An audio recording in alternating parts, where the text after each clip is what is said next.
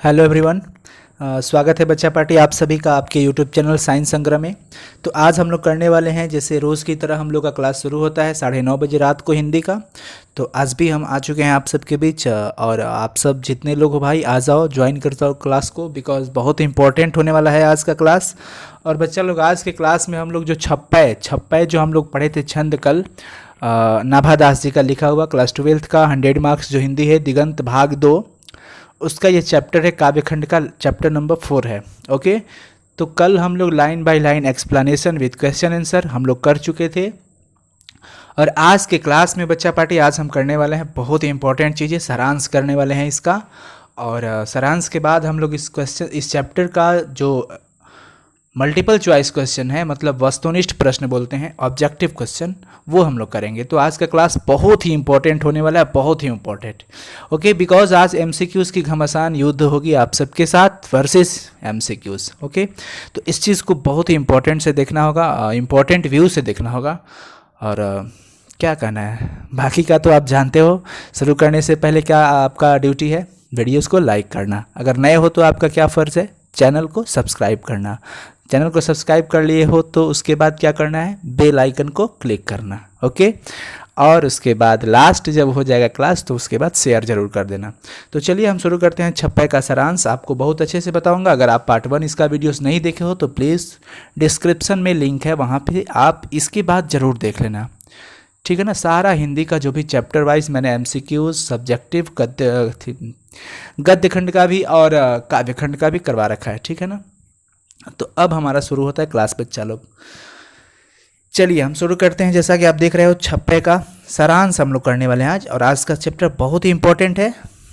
चलो, तो प्रस्तुत जो कविता है वो महान लेखक नाभादास जी के द्वारा रचित है। आपको पता है कि कल कबीर जी और सूरदास जी के बारे में हम लोग पढ़े थे, यानी कि छप्पय जो है नाभादास जी दो विद्वान महान कवि के बारे में इसमें वर्णन किए हैं। एक है कबीर साहब और एक है सूरदास साहब। मतलब सिंपली हम साहब किसी को कर सकते हैं, जनरली एक रिस्पेक्टेड वर्ड है, बस हमने यहाँ पे एज अ पढ़ाई व्यू में बोला, बट वैसे कबीरदास जी और सूरदास जी होंगे, ठीक है ना। तो इनके बारे में नाभादास जी ने बहुत अच्छे से वर्णन किया। इनके बारे में जो सत्यता थी उन्होंने बताया, बहुत ही चीज़ें अच्छी थी। भगति विमुख जे धर्म सो सब अधर्म करि गाए, योग यज्ञ व्रतदान भजन बिनु तुच्छ दिखाए। कल इन्होंने सारी चीज़ें बताया था। कबीर जी कहते हैं कि कबीर के अनुसार जो मनुष्य भक्ति से विमुख होता है वह सभी अधर्म कर लेता है। यानी इस सारांश में हमें ये चीज़ समझना है। सारांश का मतलब हुआ कि सारा चीज़ का एक छोटा सा अंश। तो एज ओवरऑल मतलब इस चैप्टर से जो मुख्य बातें हैं वो उसको निकाल करके आउट कर देना है, यहाँ पे हमको दिखा देना है। कहते हैं कि भक्ति के बिना योग यज्ञ व्रत दान भजन सभी तुच्छ दिखलाई पड़ते हैं। भक्ति होना चाहिए, भगवत की भक्ति होना ही एक सबसे बड़ा उपाय है इस भवसागर को पार करने का। नाभादास जी कहते हैं कि ये बातें कबीर जी कहते हैं, ठीक है ना, कि भक्ति के बिना जो योग हो, योग यज्ञ व्रतदान भजन, योग यज्ञ व्रतदान भजन बिनु तुच्छ दिखाए, सब कुछ तुच्छ दिखाई पड़ता है भक्ति के बिना। व्यक्ति को ऐसा वचन कहना चाहिए जो पक्षपात नहीं हो, किसी के पक्ष में नहीं हो। सिंपली किसी के पक्ष में नहीं हो मतलब क्या, कि अगर दो आदमियों के बीच डिसीजन देना हो तो उन दोनों के पक्ष में, ऐसा नहीं कि आप केवल एक का पक्ष ले रहे हो। ऐसी बातें करो कि जो दोनों के हित में हो, पक्षपात रहित हो, यानी कि किसी विशेष का पक्ष नहीं होना चाहिए उसमें, अर्थात सबकी भलाई के लिए हो। पक्षपात नहीं बचन सबही के हित की भासी, यानी ऐसा वचन होना चाहिए जो सबके हित के लिए हो, भलाई के लिए हो। इस संसार रूपी भवसागर को पार करने का एक ही रास्ता है, भगवत भक्ति। कबीर जी कहते हैं कि हमें इस संसार से तभी मुक्ति मिल पाएगा जब हम भगवत की भक्ति में लीन रहेंगे। तब हम हिंदू मुसलमान सिख ईसाई सब हम भाई भाई हैं, हम सब भाई हैं। धर्मों का बंटवारा ये सब चीज़ बेकार है, बस हम सब भाई हैं। अगर बंटवारा हुआ है धर्मों का तो ठीक है, बट हम सब भाई हैं। हमें आपस में द्वेष नहीं करना चाहिए, आपस में ईर्ष्या नहीं होना चाहिए, आपस में झगड़े नहीं होना चाहिए। बस मिलजुल करके, यूनाइट होकर के इस भारत देश को महान बनाना है और हमें इस संसार रूपी भवसागर को पार करना है। तो इसके लिए मात्र एक ही रास्ता है, भगवत भक्ति। सच्चे मन से भक्ति होना चाहिए, दिखावे की भक्ति नहीं होनी चाहिए। नहीं तो भक्ति के बिना आपका योग, यज्ञ, व्रत, दान, भजन सब बेकार हो जाएगा, सब तुच्छ दिखाई पड़ते हैं। तुच्छ का मतलब होता है छोटा, तुच्छ का मतलब क्या होता है? छोटा।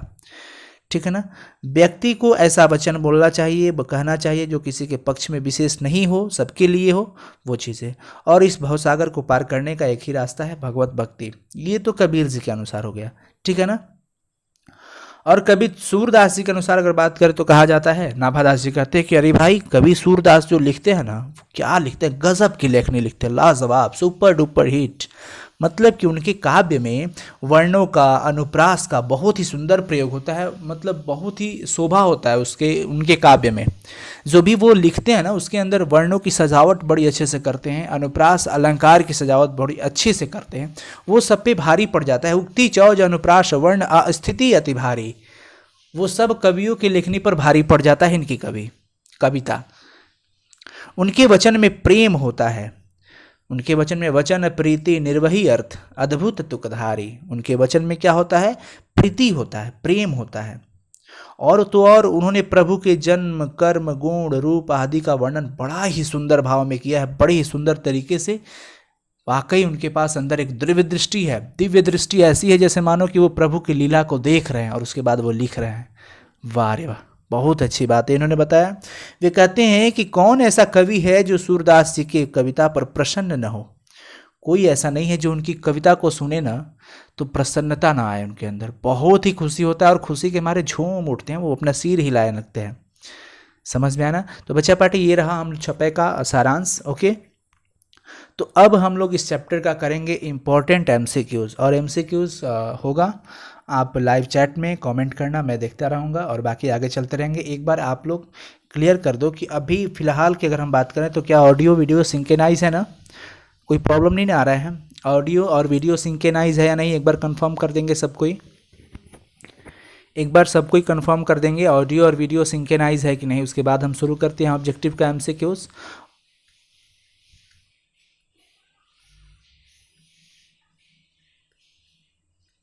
चलिए भाई, thank you so much for confirming, thank you so much.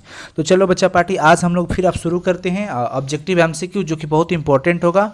Important हम लोग करेंगे सब कुछ, आपका एक भी छूटेगा नहीं एग्जामिनेशन में। चलिए शुरू करते हैं हम। सबसे पहला क्वेश्चन आप स्क्रीन पे देख रहे हो, वस्तुनिष्ठ प्रश्न का, कि छप्पे के रचनाकार कौन है।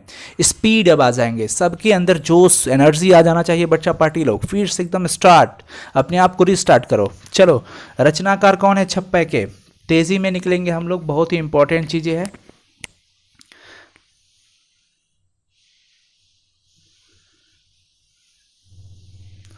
फटाफट से कमेंट, फटाफट कमेंट फास्ट बच्चा पार्टी। तुलसीदास, सूरदास, नाभादास, कबीरदास कौन होंगे?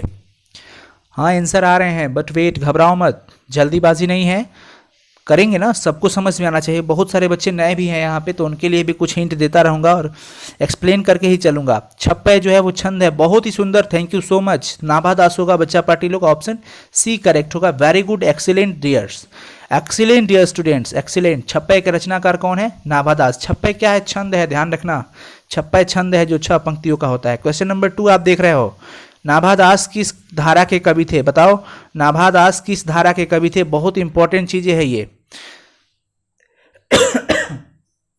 हाँ जी बताएंगे।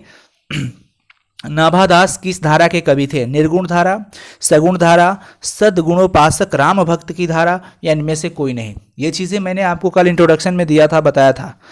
चलो, बहुत बच्चे गलती करेंगे, हमको उम्मीद है कि गलती मत करना, पढ़ाई की लाज रखना। चलो, नाभादास किस धारा के कवि थे? बहुत ही बढ़िया।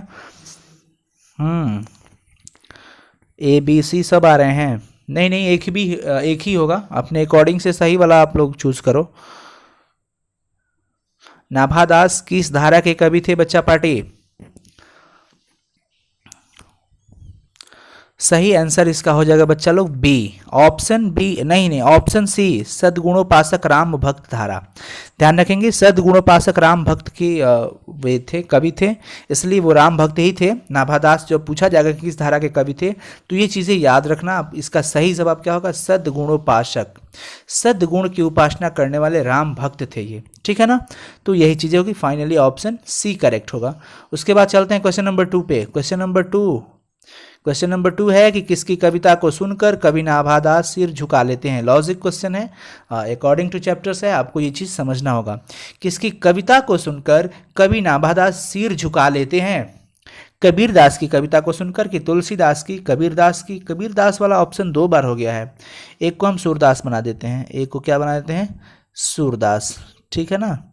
चलो ये चीज़ समझ लेना, मिस्टेक हो गया है, टाइपिंग मिस्टेक हो गया है, वैसे कोई बात नहीं, एक को हम सूरदास कर देते हैं। चलो अब बताओ किसकी कविता को सुनकर कवि नाभादास सिर झुका लेते हैं।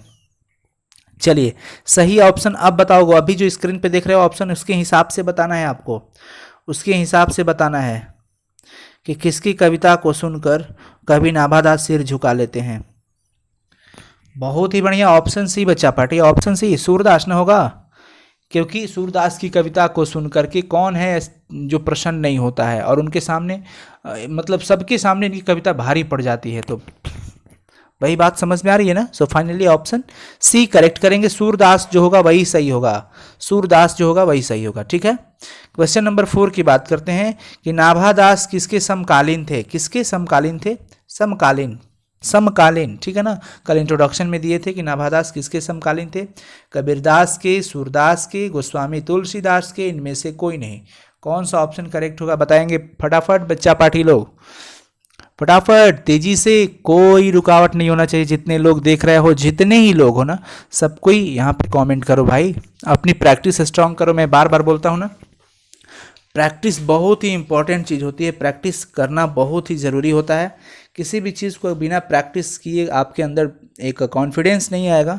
चलो बहुत ही बढ़िया, बहुत ही बढ़िया। किसके समकालीन, नहीं नहीं, ध्यान से बच्चा पार्टी लोग, यहाँ पे सही ऑप्शन इसका हो जाएगा आपका Tulsidas. Finally option C correct हो जाएगा, ऑप्शन सी करेक्ट होगा, ऑप्शन सी। ओके 4 का ऑप्शन सी करेक्ट होगा। क्वेश्चन नंबर 5 पे चलते हैं, घबराने को नहीं, बहुत इंपॉर्टेंट क्वेश्चन होगा। नाभादास की रचना कौन है ये बताएंगे, नाभादास की रचना कौन है, फटाफट से बच्चा पार्टी। नाभादास की रचना कौन है, उनकी लेखनी में आपको कल बताया था ना कि उनकी जो कृतियाँ थी वो चीज़ें हमको बताना है आपको। चलो बताओ तो जल्दी से, फटाफट कमेंट करो। नाभादास की रचना कौन है इसमें बताएंगे। बहुत ही सुंदर, बहुत ही सुंदर, छप्पय, ऑप्शन सी छप्पय है ना। नाभादास की रचना छप्पय है, और कृति भी मैं उनका कल बताया था आपको। वैसे यहाँ पे भी कृति नहीं दिया है, ठीक है ना, लेखनी वो भी मिल सकता है आगे, कोई दिक्कत नहीं है, याद रखना पड़ेगा। क्वेश्चन नंबर 6, कौन सी रचना नाभादास की है, देखो आ गया ना, कौन सी रचना नाभादास की है। अब आ गया, फटाफट से बच्चा लोग, जितने लोग हैं सब कोई कमेंट करके अपनी प्रैक्टिस को स्ट्रांग करो और एक कॉन्फिडेंस लाओ अपने अंदर। बहुत बच्चे डेली कमेंट करते हैं मैथमेटिक्स और फिजिक्स के लिए, बट आई एम ट्राइंग। बच्चा लोग बहुत ही जल्दी गुड न्यूज़ आपको मिलेगा, फिजिक्स का भी और मैथमेटिक्स का भी। बहुत कोशिश में है हम लोग, ठीक है ना, टेंशन नहीं लेने का है। चलिए बहुत ही सुंदर, भक्तकाल, ऑप्शन बी करेक्ट होगा इसका, भक्तकाल सही जवाब होगा, ऑप्शन बी भक्तकाल ही सही होगा। ओके ऑप्शन बी, कल बताया था ना नाभादास की जो रचना थी वो कल मैं आपको बताया था कि वो भक्तमाल, भक्तमाल होगा, काल नहीं भक्तमाल होगा। सॉरी हम बार बार भक्तकाल बोल देते हैं, यहाँ पे भक्तमाल होगा बच्चा लोग, भक्तमाल कर लेंगे, ठीक है ना। और फाइनली इसके अलावा जो था, भक्तमाल के अलावा एक अष्टयाम था, याद रखेंगे, भक्तमाल और फिर अष्टयाम याद रखेंगे, ठीक है ना, भक्तों की माला। क्वेश्चन नंबर 7, नाभादास का स्थायी निवास कहाँ था। कल बताए थे नाभादास का स्थायी निवास कहाँ था, फटाफट से बता दो। सही जवाब वृंदावन, हरिद्वार, काशी, इनमें से कोई नहीं। नाभादास जी का स्थायी निवास कहाँ था, फटाफट, कीप गोइंग ऑन बच्चा पार्टी लोग, कीप गोइंग ऑन, घबराओ मत, वही जोश रखो, वही जोश, वही उमंग होना चाहिए।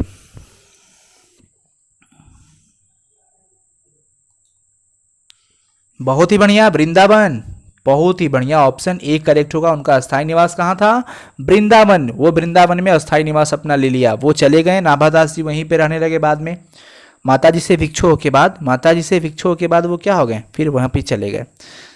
चलो बहुत ही सुंदर, ऑप्शन इसका ए करेक्ट कर देते हैं और उसके बाद निकलते हैं क्वेश्चन नंबर 8 पे। घबराओ मत, बहुत लोग बोल रहे हैं सर स्पीड, स्पीड नहीं, क्या स्पीड, गाड़ी एक्सीडेंट कर जाएगी तो इसलिए मेंटेन योर स्पीड। नाभा दास की कविता किन दो कवियों के बारे में है? हाँ जी, आज मैं बताया था आपको, वो चीज़ आपको बढ़िया से देख करके बताना होगा। बताओ किन दो कवि के बारे में इनकी कविता जो है छप्पे है, वो किन दो कवि के बारे में है? फटाफट से बच्चा पार्टी लो एकदम, reply fast, I am waiting your reply, I am waiting for your reply. चलो फटाफट से,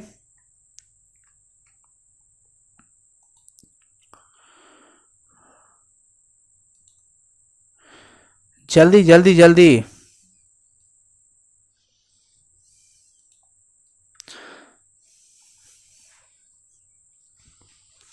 बहुत ही बढ़िया, बहुत ही बढ़िया। कबीर और सूरदास, कबीर और सूरदास, ऑप्शन बी करेक्ट होगा, ऑप्शन बी।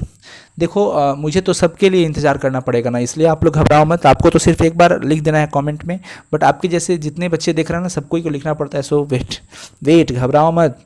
कॉन्फिडेंस यह नहीं है कि लोग आपको पसंद करेंगे ही, कॉन्फिडेंस यह नहीं है कि लोग आपको पसंद करेंगे ही, कॉन्फिडेंस यह है कि जब वो पसंद ना भी करे तब भी आप ठीक हो। समझ में आया ना? क्वेश्चन नंबर 9, कबीर किसमें भेदभाव नहीं करते हैं? पठित पाठ के आधार पे बताओ। कबीर जो है वो किसमें भेदभाव नहीं करते हैं? बताओ जल्दी फटाफट, तेजी से।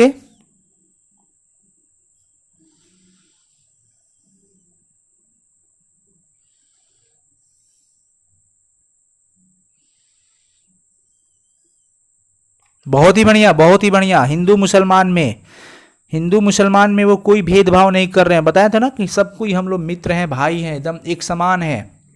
ठीक है, सो फाइनली ऑप्शन ए करेक्ट होगा। जो नहीं देखा इसका पार्ट 1, वो पहले पार्ट 1 देख लेना, उसमें एक एक लाइन में एक्सप्लेन कर दिया हूँ। नाभादास के दीक्षा गुरु कौन है? नाभादास के दीक्षा गुरु कल मैं आपको बताया था, वो कौन है बताइए फटाफट।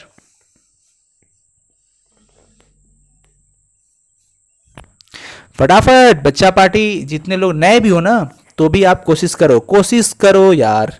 सारी दुनिया कहती है हार मान लो, सारी दुनिया कहती है हार मान लो, लेकिन दिल धीरे से कहता है एक बार और कोशिश कर, तू जरूर कर सकता है समझ में ना? तो कोशिश करो, कोशिश करो, अगर नए भी हो तो कोशिश करो, दिल की आवाज को सुनो।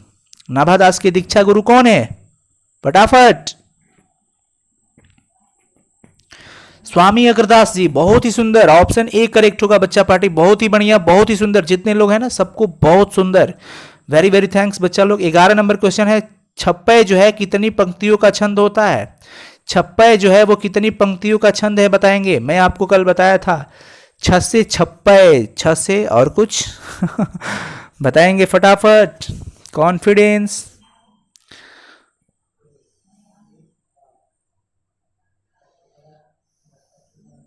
जल्दी से जल्दी से।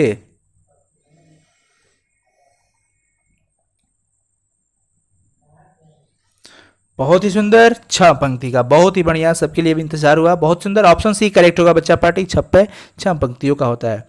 चलो, सूर के कवित्व को यानी कविता को सुनकर सभी क्या करते हैं? पठित पाठ के आधार पे बताना है कि सूर के कविता को देखकर सभी क्या करते हैं। फटाफट बच्चा पार्टी, फटाफट, please please please reply fast fast fast fast, जल्दी।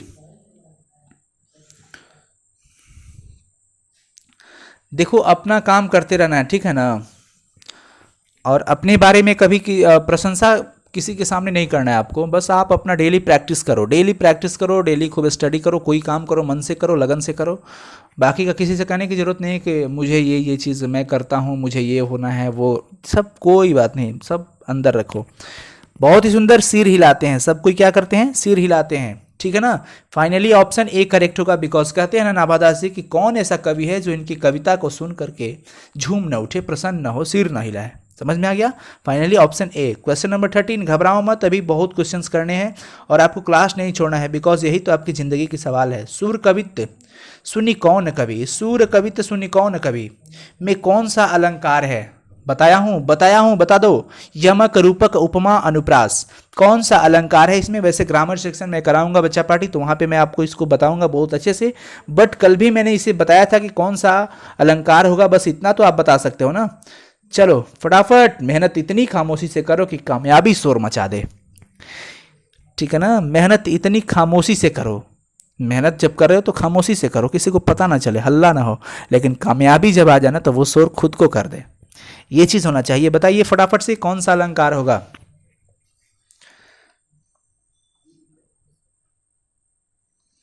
बहुत ही सुंदर, अनुप्रास कहो, अनुप्रास अलंकार, अनुप्रास, ऑप्शन डी।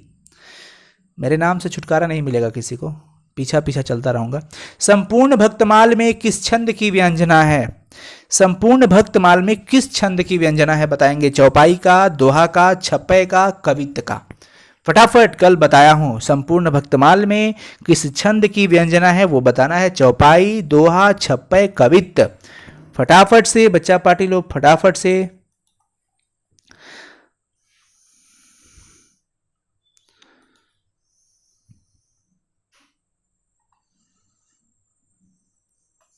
चलो बहुत ही सुंदर, छप्पय होगा। क्या होगा? छप्पय। बहुत ही सुंदर। क्वेश्चन नंबर 14 का ऑप्शन सी करेक्ट होगा। याद करते चलेंगे। भक्त चरित्रों की माला, कल मैं बताया था ना आपको ये चीजें कि भक्त चरित्रों की माला जो है वो क्या, कौन सा है इसमें, मुंडमाल, पुष्पमाल, भक्तमाल, रत्नमाल। बताएंगे। क्योंकि मंजिल के सफर में अगर थक जाओ तो थोड़ा ठहर जाना, पर अंदर की उस आग को मत बुझने देना जो औरों से आपको अलग बनाएगी। बच्चा लोग ये सब चीज़ें ध्यान रखना, बिकॉज आपको हर किसी से अलग होना है, पॉजिटिव वे में अलग होना है, निगेटिव में नहीं। बहुत ही सुंदर। भक्त चरित्रों की माला, भक्तमाल होगा, ऑप्शन सी करेक्ट होगा। क्वेश्चन नंबर 16 की बात करते हैं कि नाभादास किसके शिष्य थे। नाभादास किसके शिष्य थे बताएंगे। नाभादास किसके शिष्य थे। चलो, अभी मैंने बताया कि इनके गुरु का क्या नाम था, कुछ देर ही पहले मैंने आपको ये प्रैक्टिस करवाया, बट अभी जल्दी से बता दो बच्चा लोग, किसी का गलत नहीं होना चाहिए, किसी का गलत नहीं होना चाहिए।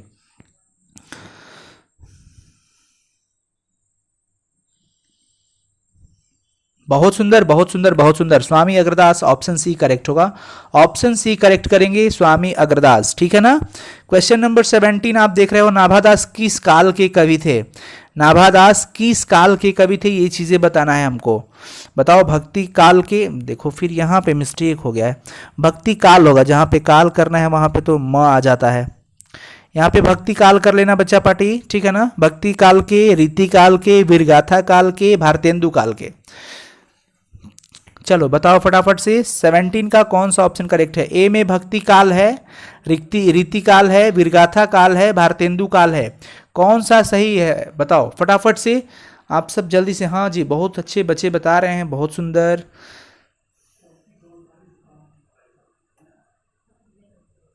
बहुत ही बढ़िया, बहुत ही बढ़िया। ऑप्शन ए करेक्ट होगा, भक्ति काल कहेंगे, भक्ति काल होगा यहाँ पे, ऑप्शन ए करेक्ट होगा, भक्ति काल के। क्वेश्चन नंबर 18, कानी का अर्थ क्या होता है बताएंगे। कानी का अर्थ, कानी मैं कल आपको बताया था ना, ये चीज़ें यूज कहाँ पे हुई थी, मैं आपको बता देता हूँ कि कबीर कानी राखी नहीं वर्णाश्रम सठ दर्शनी, ठीक है ना। चलो बताओ फटाफट से, कानी का अर्थ क्या होगा। एक आंख का न होना, एक कान वाला, अविश्वास की विश्वास। फटाफट से बताएंगे कानी का अर्थ क्या होगा।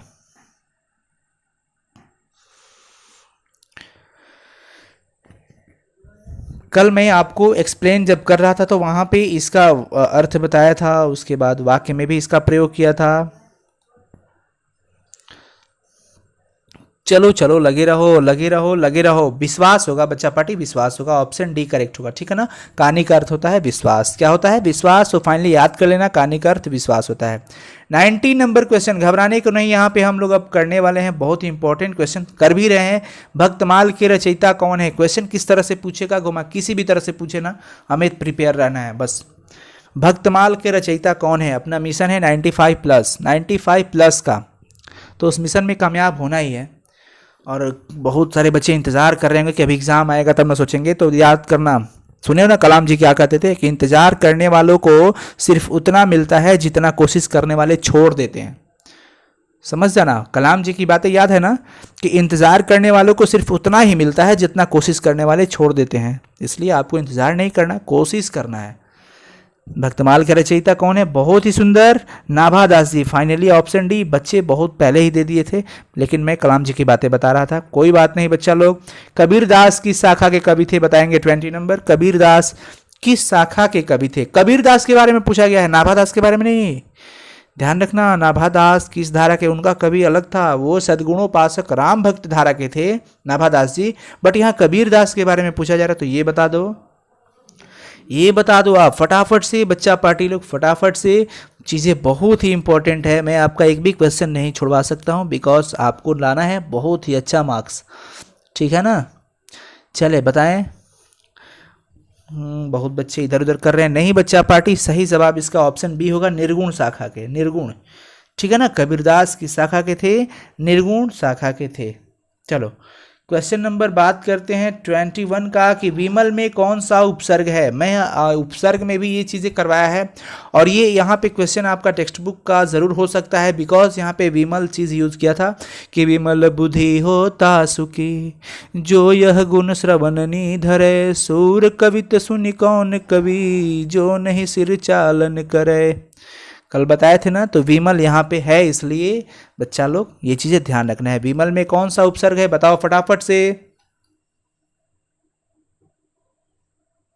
बहुत इंपॉर्टेंट है बी, बहुत ही बढ़िया, ध्यान रखना। बी कौन सा, हर्ष वाला कि फिर दीर्घ वाला, हर्ष वाला ई की मतलब दीर्घ स्वर वाला बी, ध्यान रखना। ए होगा या फिर डी, फाइनली जल्दी से ए, बहुत ही सुंदर, क्योंकि यहाँ पे आप देख रहे हो उपसर्ग पहले ही लगा होता है। सो फाइनली ऑप्शन ए करेक्ट होगा बच्चा पार्टी, ऑप्शन ए सही होगा। 21 का 22 नंबर क्वेश्चन, 22 नंबर क्वेश्चन, निम्न में से कौन सा जो शब्द है वो रचना का पर्यायवाची है, रचना का समानार्थी है। पर्यायवाची का मतलब सिनोनिम्स बोलते हैं, समानार्थी उसका समान अर्थ देगा। मैं कल आपको बताया था रचना का, मैं कल बताया था ना कि जन्म कर्म गुण रूप सब ही रचना प्रकाशी। तो रचना का यहाँ पे क्या अर्थ था बता दो फटाफट से। रस, रचना, जीवा, मिठास।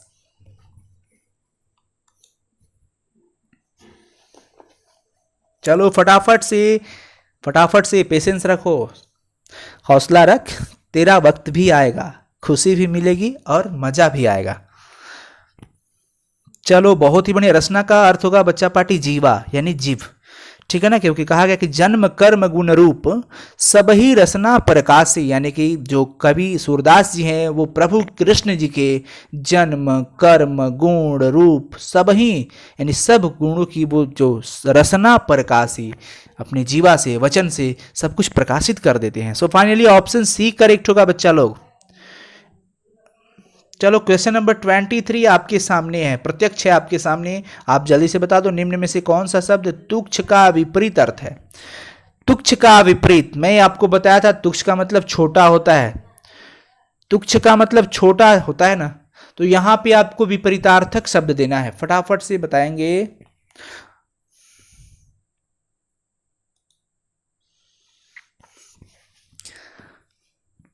महान, बहुत ही सुंदर, ऑप्शन ए होगा, श्रेष्ठ नहीं महान कहेंगे। एक बात याद रखना बच्चा लोग कि बड़ा बनो पर उसके सामने नहीं जिसने तुम्हें बड़ा किया है, ये चीज़ें कभी मत भूलना, नहीं तो बहुत ही हर्ट पहुंचता है किसी को भी। बड़ा बनो पर उसके सामने नहीं जिसने तुमको बड़ा किया हो, ध्यान रखना है। ऑप्शन ए करेक्ट होगा, महान हो जाएगा। फाइनली 23 का ऑप्शन ए करेक्ट होगा।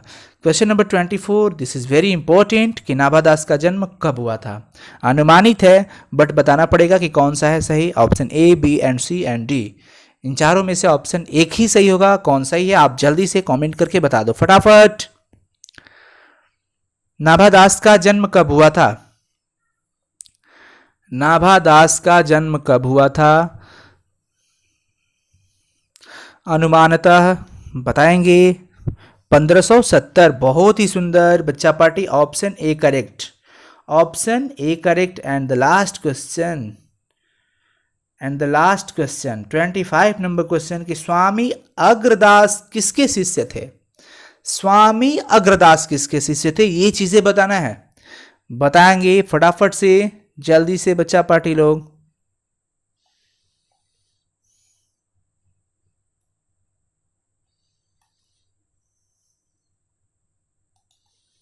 बहुत ही सुंदर, ध्यान से बच्चा लोग, स्वामी अग्रदास जो थे वो किसके शिष्य थे ये आपको बताना है, रामानंद जी के। बहुत ही सुंदर, ऑप्शन ए करेक्ट कर लो। और याद रखना स्वामी रामानंद के शिष्य थे स्वामी अग्रदास और इनके शिष्य थे नाभादास, ठीक है ना, क्लियर हुआ। तो आज का क्लास बच्चा लोग हम लोग का बहुत ही अच्छा रहा, बिकॉज आज हम लोग 56 जो पार्ट है उसका सारांश भी कंप्लीट कर लिए हैं और ऑब्जेक्टिव एमसीक्यूज भी हो गया। ये चीज़ें आपको बहुत एग्जाम में हेल्पफुल होगा। सो कैसा लगा ज़रूर कमेंट करके बताना please, because I am waiting for your comment. और हम लोग को पॉजिटिव एनर्जी और क्या मोटिवेशन की ज़रूरत है। वो मोटिवेशन बस आपके शेयर्स, वीडियो को अगर शेयर करते हो तो मिल जाएगा, वीडियो को लाइक करते हो तो मिल जाएगा, और कुछ कमेंट करते हो, जैसा भी हो कमेंट करके बताना कैसा रहा आज का क्लास, ठीक है ना। तो और क्या, और कोशिश करते हैं बच्चा लोग, घबराओ मत। ये जिज्ञासा कुमारी है और अलेन एक है, उन लोग का कमेंट बराबर आता है कि सर फिजिक्स और मैथमेटिक्स का भी, और सारे कई बच्चे पार्टी जो हैं जो बोलते हैं। और तो ठीक है बच्चा लोग, हम कोशिश कर रहे हैं कि फिजिक्स और मैथमेटिक्स भी हो, बट थोड़ा समय को लेकर के बहुत ही प्रॉब्लम चल रहा है, आप समझ रहे हैं, ठीक है ना। परिस्थिति भी बहुत अजीब सा हो गया है, चारों तरफ माहौल थोड़ा सा अजीब है, पर इसी में किसी तरह से पॉजिटिव वे में एडजस्ट होना है। आई एम ट्राइंग बेस्ट, कोशिश हो रही है। चलो, thank you so much for watching this video बच्चा पार्टी। और प्लीज़ आप लोग वीडियो को शेयर जरूर करें हर फ्रेंड्स के साथ, अपने अपने फ्रेंड्स से शेयर करें, उन्हें भी कहें कि समय पर आकर के क्लास करें, ठीक है ना। तो ये चीज़ें बहुत ही इंपॉर्टेंट है। सो प्लीज़ इसे शेयर ज़रूर करना और लाइक जरूर करना, और चैनल पे नए हो तो प्लीज़ भाई सब्सक्राइब करके बेल आइकन को क्लिक करके ऑल नोटिफिकेशन ऑन कर लेना। और कमेंट का हम वेट कर रहे हैं, ठीक है ना। देखते हैं आप लोग साहित्य पढ़ करके कितना शब्द सीखते हो, और अच्छा शब्द में कमेंट करो, थोड़ा लंबा चौड़ा करो ठीक है। Thank you so much for watching this video बच्चा पार्टी लोग, and good night to all of you, and with sweet dreams good night होगा, और good morning in advance. Bye bye, love you all.